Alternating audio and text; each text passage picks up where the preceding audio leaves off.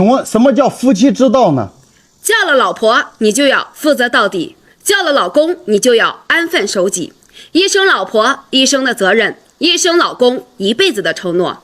夫妻就像一双鞋，少一只都不行，多一只难走。老公不一定有钱够花就行，老婆不一定相貌出众温柔贤惠就行。爱不是一辈子不吵架，而是吵架时不记仇，生气时不翻脸，大事儿一起商量，小事儿一起原谅，再苦不发火，再难不抱怨。其实这个世界上没有天生合适的两个人，只有彼此迁就的两颗心。坎坷不平共同走，大风大雨不放手，落魄之时彼此陪伴，辉煌之时共同珍惜。夫妻之间应该相互珍惜，彼此包容，一个家才能够越来越好。你以为只有现在的男女之间才会有套路吗？我就告诉你，从古至今啊，都是套路。古时候男子上门提亲，如果长得好看，姑娘满意的话，就会一脸娇羞地说：“女儿终身大事，全凭父母做主。”如果长得不好看、不满意的话，姑娘就会说：“女儿还想在父母身边多孝顺2年。”古时候英雄救了美女，如果英雄长得特别帅，姑娘就会一脸娇羞地说：“英雄救命之恩，小女子无以为报，愿以身相许。”如果长得不帅，姑娘就会说：“英雄救命之恩，小女子无以为报，唯有来生做牛做马，报答英雄的救命之恩。”如果姑娘长得好看的，英雄就会说：“姑娘此话当真。”如果长得不好看，英雄就会说：“姑娘万万不可，万万不可呀！”哎呀，你看是不是全是套路？难搞哦。一个男人如果拿自己的照片做头像，他一定具备这6大特征，而且特别准，大家可以对号入座看一看。第一，他一定是一个坦坦荡荡、掏心掏肝对待身边人的人。第二，真名真姓真电话，他从来不做亏心事，也没有亏欠谁，半夜不怕鬼敲门。第三，他自信满满，不会去刻意迎合任何人。第四，他这个人呢，简单真诚，没有什么戒备心。第五，做人干脆，不拖泥带水。第六，眼光毒辣，做任何一件事情呢，一看就懂，而且内心总替别人着想，担心别人找他的时候找不到。说的是你吗？很多人总想把钱存下来花在刀刃上，却发现生活处处是刀刃。为了省5块钱停车费，把车停路边被交警罚了100。看上一双鞋500块钱没舍得买，结果打麻将一人送1双。800年不舍得点外卖，精挑细选了1个小时，最后挑了个最难吃的。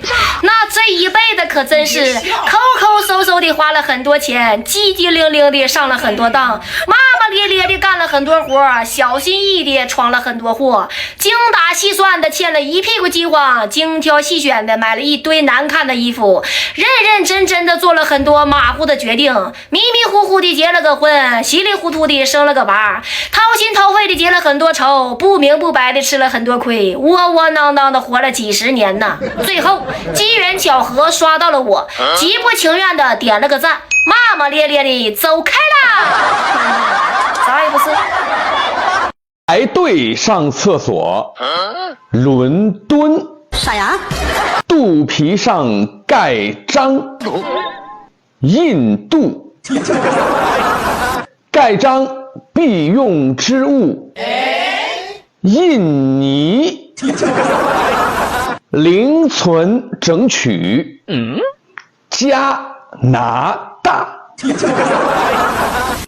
一心想发横财，意大利。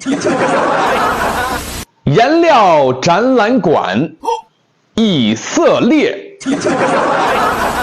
自称华丽之邦，美利坚。生活越加窘迫，越难。浪尖上的花朵，波兰。知识就是财富，智力。相约明天再见，约旦。老头呢？老头都去哪了？为什么到处都是老太太，而老头是少之又少呢？你发现了没？大部分跳广场舞的、逛集的、村头唠嗑的，连打牌的也基本上都是老太太。你到小区一看，一个单元几乎剩下的都是老太太。老头呢？老头去哪了？普通老百姓的男人，基本上平日里都吃着别人吃不了的苦，做着别人出不了力的工作，多年的劳动成疾，到了60、70岁，基本上都到地下工作去了。一方面，男人真的很难，一家的衣食住行，男人都是一个人扛肩上，还要承受妻子的所落，还成了妻管严，在外面出力，回到家里还是窝囊气。到了60岁，那么就伤气了。另一方面，中国女人是世界上最强势的女人，大部分女人一生从来都不承认错误，她只承认犯了一件错，就是嫁错了人。在他们的心里，压根都瞧不上自己的男人，所以经常会欺负自己的男人，所以大部分的男人都是被女人给气死的。还有就是，所有的老太太都不会承认这是一件事实，所以老头听了以后也只能叹口气。还有，儿女大部分都是偏向母亲的，老头基本上被家庭给边缘化了，很多行为并不是故意的，但也没有人在意。这老头受了委屈，他不会大哭大闹，不会满地打滚，只能默默的承受。那么时间长了，人不就垮了吗？对不对？再者，女人50岁退休，而男人呢要60岁才退休。这个女人可以用剩下的10年开始锻炼，那身体是越活越好。而男人呢，用最后的10年拼了老命的工作，所以身体越活越差。到了60岁的男人，基本上已经半死不活了，哪里还能看到老头？